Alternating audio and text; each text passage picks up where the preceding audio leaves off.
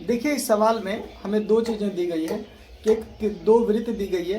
पहले वृत्त की जो त्रिज्या है वो 3 सेंटीमीटर है और दूसरी की जो है वो 4 सेंटीमीटर है, और इन दोनों को मिलाकर एक नया वृत्त बनाया गया है और उस वृत्त का त्रिज्या आपसे पूछा गया है। तो आप सिंपली इसको क्या कर सकते हैं, इसका मान रखकर भी निकाल सकते हैं या फिर फॉर्मूला बैठाकर अंतिम में मान रख देंगे तो उससे कैलकुलेशन थोड़ा सा आसान हो जाएगा। आइए हम लोग फॉर्मूला बेस्ड करते हैं ताकि आसानी से उत्तर आ सके। हम लोग सबसे पहले क्या कर लेंगे, इस पहले वाले वृत्त को, इसको प्रथम वृत्त मान लेते हैं। इसको मानेंगे वृत्त 1 है ये, इसको मानेंगे वृत्त 2 और इसको मान सकते हैं कि वृत्त 3 है।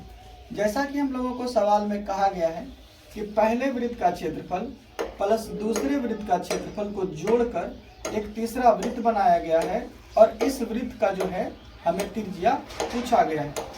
तो पहले वृत्त की त्रिज्या को हम लोग क्या मान सकते हैं, इसको मान लेते हैं r1, लिख लेते हैं पहले। यहाँ पर वृत्त का क्षेत्रफल क्या होता है, पाई r स्क्वायर, इसको r1 मान लेते हैं। जोड़ का चिन्ह है तो जोड़ कर देते हैं, जैसा हम लोग को सवाल में कहा गया है कि दो वृत्तों को जोड़कर एक तीसरा वृत्त बनाया गया है।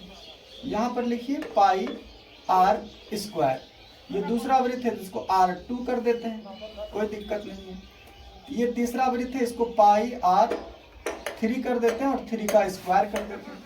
3 वृत्त है, 3 r है। आइए इन दोनों को कॉमन ले लेते हैं, यहाँ भी पाई यहाँ भी पाई, तो पाई को क्या कर लेंगे, कॉमन ले लेंगे। अंदर क्या बचेगा हमारा, r1 का स्क्वायर प्लस r2 का स्क्वायर। इधर क्या है, इधर है पाई r3 का स्क्वायर। ये पाई से ये पाई कैंसिल हो जाएगा।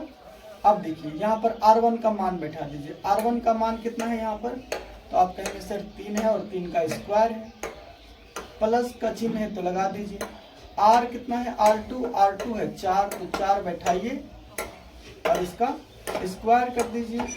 यहाँ कितना है, तो r3 का क्या है, स्क्वायर है। बस 3 का स्क्वायर करेंगे तो कितना होगा 9, 4 का स्क्वायर करेंगे तो 16 और यहाँ पर r3 का क्या है, स्क्वायर है।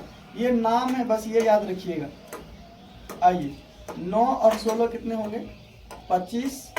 इधर क्या है 25, मतलब r3 और का स्क्वायर। स्क्वायर को हटाते हैं तो रूट चढ़ाते हैं, थोड़ा सा सरलीकरण कर लेते हैं। इसको r3 को इस साइड ले लेते हैं और इधर 25 का क्या करते हैं, रूट कर देते हैं।